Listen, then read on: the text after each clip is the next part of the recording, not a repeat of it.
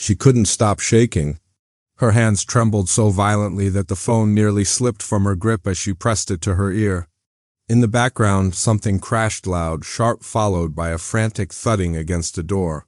Sir, please hurry," the maid whispered, her breath ragged, voice barely clinging to control. I don't know how much longer I can keep her away." The boss frowned, pulling the phone away from his ear for a second. "What are you talking about?" he snapped. "Why are you calling me like this?" Another crash, a muffled scream. The maid gasped. "Please, sir, she's not listening. She's completely out of control. She'll destroy her if you don't come now." "Destroy who?" he asked, irritation dripping from every word. Her voice broke. "I can't say it on the phone. Just please hurry." "She won't stop." "Stop what?" he demanded. The line filled with heavy breathing, then soft, terrified whispers. "She's trying to break down the door.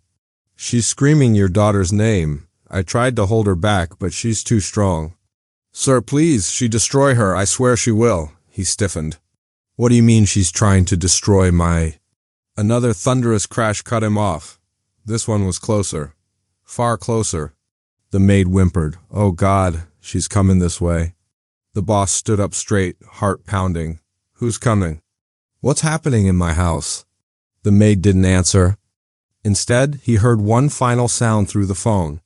A slow, deliberate twisting of a doorknob. The boss paced in a tight circle, phone pressed hard to his ear, trying to make sense of the maid's panicked breaths. "You're not making any sense," he growled, checking his watch. "You're supposed to be watching the house, not calling me like this over nothing." Nothing?" she stammered, breath hitching. "Sir, you don't understand. This isn't normal. She's not herself." A hollow thud echoed through the phone, followed by a shattering crack. The maid screamed softly, muffling the sound with her hand. He winced. "What was that? What did she break now?" I don't know, the maid cried. "I'm scared to look." "I'm scared she hear me." He shook his head. "You're overreacting again. Every week it's something new with you. She's just spirited." "No, sir, not spirited. Dangerous." The maid swallowed, voice trembling. "She said she's going to destroy her." She said it with a smile. A chill crawled up his spine, but he brushed it off. "Who is she threatening? And why didn't you call security?" "That's what I pay you for." The maid hesitated. Then, because she said if I called anyone else, she'd make me watch. He froze. Her tone wasn't dramatic. It wasn't exaggerated. It was the tone of someone whispering from behind a thin wall while a monster paced the hallway outside. "You're telling me a child threatened you?" he said slowly. Another boom hit the phone speaker. The maid's breath hitched violently. "Sir, this isn't a child anymore." He rubbed his temples, growing anxious despite himself. All right, I'm leaving now. I'll be there in 15 minutes. "Please," she whispered. "Please hurry." She just stopped banging. "That means she's listening." A cold silence hummed on the line. Then the maid whispered one final thing. "And when she goes quiet, that's when she becomes the most dangerous." He drove like a man possessed. The city lights smeared past his windshield as he sped down the highway, the maid's terrified voice replaying in his head. Every time he blinked, he heard another crash, another whispered plea, another broken phrase about someone being destroyed, but nothing made sense. His daughter's schedule had been normal. School, tutors, meals on time. She was quiet, reserved, easily overwhelmed. But nothing like what the maid described. And the other girl? She never caused trouble. He tightened his grip on the steering wheel. Another voice note popped up on his phone. He hit play through the car speakers. A gasp, footsteps. A frantic whisper. "She found a hammer, oh Lord, she found a hammer." He nearly swerved off the road. The maid's next voice note followed instantly. Her whisper was sharper, desperate. "She's trying to break into the room." "She's screaming at the door. She's calling her name." The boss swallowed hard. "What room?" he muttered to himself. "What is she doing?" Traffic slowed him down, adding fuel to his panic. His chest tightened with every agonizing second. Then another message came through. This time it wasn't the maid. It was a child's voice, low, shaking, furious. "Open this door. Open it now." I said, "Open it." His heart stopped. That wasn't a tantrum. That wasn't fear. That was intent, measured, violent. He hit the gas, weaving between cars. The maid texted again. If she gets inside, it's over. Please, sir, please. He sped through a red light. Whatever waited at home was nothing like the daughter he knew. The boss jumped out of the car before the engine even stopped. His keys fumbled in his shaking hands as he sprinted toward the front door, but he didn't have to unlock it. It was already open, barely hanging from its hinges. He stepped inside, breath catching in his throat. The living room looked like a storm had ripped through it. Lamps shattered, wall frames smashed, books strewn everywhere. Deep dents scarred the wooden floor, as if someone had struck it over and over with something heavy. He swallowed. Hello? His voice cracked. Where are you? The maid emerged from behind the staircase, eyes red, hands shaking uncontrollably. She clutched the phone like a lifeline. Oh, thank God, she whispered. Sir, please, you need to see this. Another deafening bang erupted from upstairs, followed by a small, terrified whimper. The boss stiffened. He raced up the stairs with the maid behind him, her breath catching like she was scared even to move. At the top of the stairs, he froze. A bedroom door shook violently on its hinges as something slammed against it from the outside. Small hands pounded. A girl's voice screamed, "Let me in!" The maid grabbed his arm. She's been at that door for 20 minutes. I blocked the hallway with furniture, but she kept throwing it aside. The boss stared at the door. Who's inside? The maid hesitated, eyes filling with terror. She is, he frowned. Who's trying to destroy her? The maid's voice trembled. Your other daughter, the boss's breath faltered. He stared at the violently shaking door, unable to process what the maid had just said. My other daughter? He repeated, his voice barely audible. The maid nodded, wiping her trembling hands against her uniform. She's inside the room, hiding. She hasn't stopped crying since you left this morning. As if on cue, from behind the door came a small, fragile sob, not the scream from outside. Not the fury. This one was weak, broken. The boss pressed his palm to the door. Sweetheart? It's Dad. Open the door. No, the little girl choked from the other side. Don't let her in. Don't let her touch me. His stomach twisted. His children rarely fought. And this child, his quiet, gentle one, never raised her voice, let alone screamed in panic. The maid leaned in close. She told me earlier. She doesn't want to hurt her sister. But your other one, she's not trying to hurt things anymore? The boss turned slowly. Then what is she trying to hurt? The maid swallowed hard. She's trying to hurt her. She said it straight to my face. I'm going to destroy her. I'm going to break the weak version. He felt the air leave his lungs. The pounding on the door stopped suddenly. Silence pressed against the hallway, heavy and suffocating. The maid's eyes widened. This is the part that scares me most. Why? He whispered. She stepped back, shaking her head. Because when she stops making noise. A soft creak broke through the air. The doorknob began to turn ever so slowly. That means she's about to do something worse. He grabbed the maid by the arm and pulled her back from the door. Start talking, he demanded. Right now. What happened while I was gone? The maid took a shaky breath, back pressed against the wall. She wasn't like this before, she whispered. Not until the past few weeks. He narrowed his eyes. You never said anything. I tried, she insisted. But I didn't have proof. You know how she hides everything when you come home. And she's smart. Too smart for her age. The boss clenched his jaw. The pounding resumed, this time gentler, almost playful. Tap, tap. The maid squeezed her eyes shut. It started small. She began breaking little things, her toys, her mirror, her pencils. She would stare at me while doing it. No emotion, just watching. He swallowed. She became more withdrawn, more frustrated. She would ask me strange questions. Why do people hate me? Why do I look like this? Why was I made wrong? A cold shiver crawled down his spine. Then, the maid continued, 2 nights ago she came home with scratches down her arm. I asked her what happened, and she just said, they laughed at me again. The boss felt his chest tighten. Laughed? Who? I don't know, the maid whispered. She wouldn't say, but every day she came home angrier, quieter, more broken. A soft thump hit the door, not loud, not violent, but sharp enough to make them both flinch. "And today," the maid said, voice cracking, "she told me she's done being the weak one.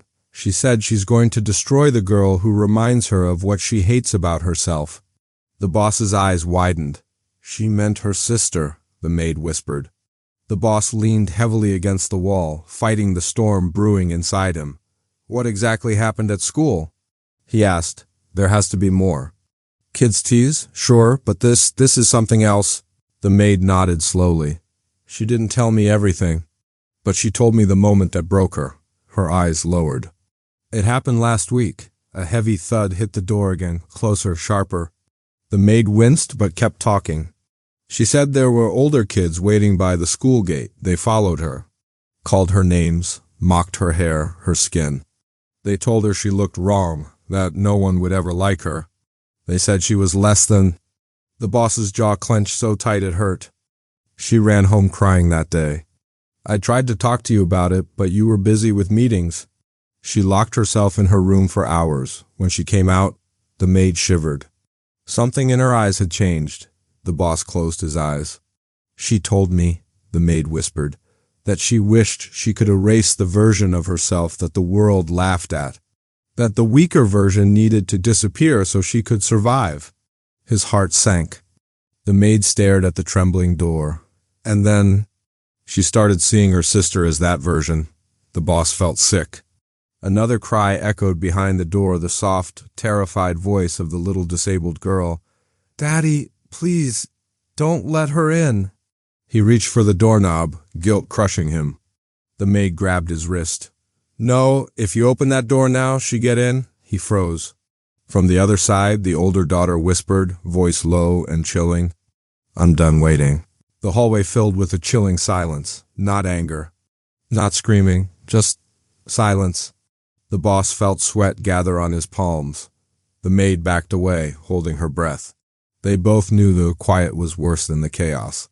Then a soft scrape slid across the other side of the door, metal against wood. The maid covered her mouth. "She found something. I don't know what, but I heard her rummaging in your study earlier." His stomach twisted. A gentle knock sounded, 3 taps, slow, deliberate. "Daddy," the older girl whispered, her voice disturbing in its sudden calm. "Why are you protecting her?" The boss felt every hair on his arm rise. "Sweetheart," he said, voice steady but shaking underneath. "Open the door. Let me see you." "No." Her response was instant, harsh. "She needs to come out. I need to fix her." Inside, the younger child sobbed. "I didn't do anything." "Please." The knocking stopped. Then the doorknob jiggled violently. The maid screamed. "She's trying again. She's trying to break it." The boss stepped forward, bracing himself against the door. The vibrations rattled through him like electric shocks. "Stop!" he shouted. The older girl went quiet again. A long, unsettling pause. Then she spoke, voice trembling with fury and hurt. "She can't stay the way she is. They laughed at me because of her, because she looks like everything I hate." The maid shook her head. "This isn't just anger. She's breaking." And then a soft click, a latch shifting from the inside. The boss's heart stopped. "Sir," the maid whispered, pale as paper, "she's found a way to unlock the hinges." He acted on instinct. The moment he heard the metallic shift, he shoved his weight against the door. The hinges groaned as something on the other side pushed back with startling force. "Sweetheart, stop!" he yelled. "Move!" the older girl shrieked. "Let me in!" The maid grabbed his shoulder, pulling him away, but he held firm. "Listen to me," he said through the door. "You're scared. You're hurting. Let me help." "You can't help me," she screamed. "You never listen. You never see me. You only see her." Her words sliced through him. Inside the room, the younger child cried harder. "Daddy, I'm scared. Open this." The older girl howled, pounding again. "I'm tired of being the joke. I'm tired of being weak. She makes me weak." The boss pressed his forehead to the wood. "She didn't do anything to you." "Yes, she did." Her voice dropped dangerously soft. She exists. A chill struck him. He had never heard such venom in a child's voice. Let me fix it, she whispered. Let me destroy the weak one. No, he growled, forcing calm. You're angry at the world, but she's not your enemy. A deep, guttural sob came from outside. They called me broken. They called me wrong. And when they saw her, they said she looked worse. They said we're both freaks. His heart shattered. He eased away from the door. Sweetheart, open the door. You need me. There was silence. Then, the doorknob turned from her side, slowly, quietly. She was opening it. The door cracked open, just an inch. Just enough for him to see one eye red, swollen, wild with confusion and pain. The older girl's breath came in uneven bursts, her small chest rising and falling too fast. Daddy, she whispered, not angry, now broken. Why did they laugh at me? His heart crumpled. He crouched down, voice gentle. Sweetheart, people are cruel when they don't understand. That doesn't mean there's something wrong with you. She squeezed her eyes shut. They said I looked disgusting. They said my skin was dirty. They said I looked like her. She glanced toward her sister's room with hatred that wasn't real hatred, just hurt turned outward. I didn't know who to be mad at, she whispered. So I got mad at her. Because she's everything they mocked. And when I look at her, I see me. The boss felt tears sting his eyes. That's not her fault, he replied softly. And it's not yours either. The girl's grip on the metal object in her hand loosened. It clattered to the floor, a screwdriver she'd found. She trembled. I don't want to be this way. I don't want to hate her. I don't want to hate me. He reached out a slow, steady hand. Then let me help you. Let us fix this together. She hesitated. Inside, the younger sister whimpered, I forgive you. The older girl shattered. Her knees buckled as she collapsed into her father's arms, sobbing into his shirt. I'm sorry. I'm so sorry. I'm broken. He held her close. No, you're hurt. And hurt can be healed. Behind them, the maid cried quietly with relief. But this was only the beginning. He guided both daughters downstairs, one on each side. The older girl clung to his arm, trembling, afraid to look at her sister. The younger one stayed close to the maid, still shaking but trying to be brave.